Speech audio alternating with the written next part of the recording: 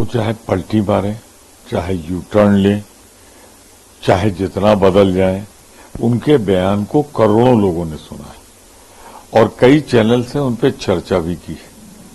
तो अब वो पलट जाए तो ये तो भाजपा राज में होता है, वो किसी को नहीं बख्शते।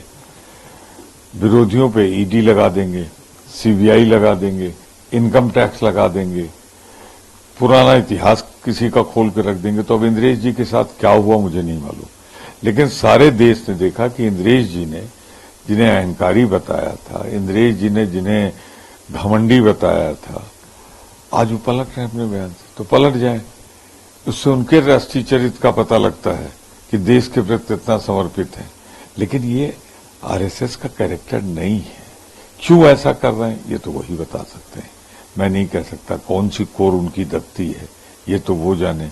मैं तो सिर्फ ये कहूंगा कि उन्हें दृढ़ता के साथ अगर कुछ कहा था तो अपनी बात पे कायम रखना चाहिए, लेकिन उनको अपनी निज सुरक्षा देश की सुरक्षा से ज्यादा बेहतर लग रही है तो उसका अधिकार उनको है।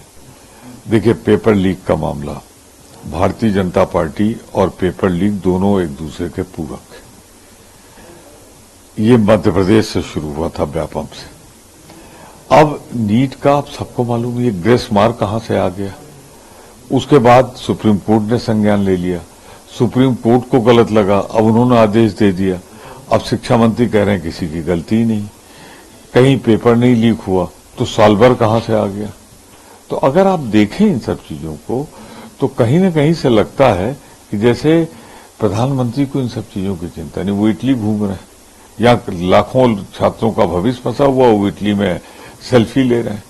तो ये प्रधानमंत्री जी कभी भी युवाओं के लिए, बेरोजगारों के लिए कभी गंभीर नहीं रहे और इसीलिए 38 साल की सबसे बड़ी बेरोजगारी अगर आज दस्तक दे रही है उसके लिए कोई सबसे ज्यादा जिम्मेदार है तो मोदी जी। दिल की बात, जो दिल की बात थी वो जुबां पे आ गई, चाहे वो इंद्रेश कुमार के जुबां पे आई हो, चाहे मोहन भागवत की आई। अंदर अंदर जो भाजपा और जो संघ में जो तनाव चल रहा है, निश्चित समझते हैं कि पूरी तरीके से भाजपा और संघ में जबरदस्त तरीके से आपस में जूता बाजार शुरू हो गया। जिस तरह से नतीजे आए हैं, उपचुनाव भी होने वाले हैं, उपचुनाव को लेकर किस तरह की रणनीति रहेगी आप लोगों की? जो हम निश्चित तौर से आगे बढ़ रहे हैं। कांग्रेस पार्टी 1 पर थी, 6 पर है और जहां हारे हैं वहां भी मजबूती से हम लड़े हैं। जहां कानपुर में खड़े हैं मजबूती से हम लड़े हैं, हमारे के कार्यकर्ता खड़े हैं और निश्चित तौर से उपचुनाव भी हम चुनाव जीतेंगे। आरएसएस के चंद्रेश जी ने कहा है कि क्या कहते हैं, इनका वो बयान था कि क्या कहते हैं 400 पार, और उसके बाद श्री राम जी के उससे ये 241 ही लेके आ पाए, क्या कहें? मैंने कहा, पहले भी मैंने कहा है अपने बयान में कि इनके तीन इनकी गारंटीज थी मोदी की, 400 पार, 80 में 80 और बनारस में 10 लाख पार। इस प्रदेश की जनता ने, काशी की महान जनता ने इसकी हवा निकाल दी।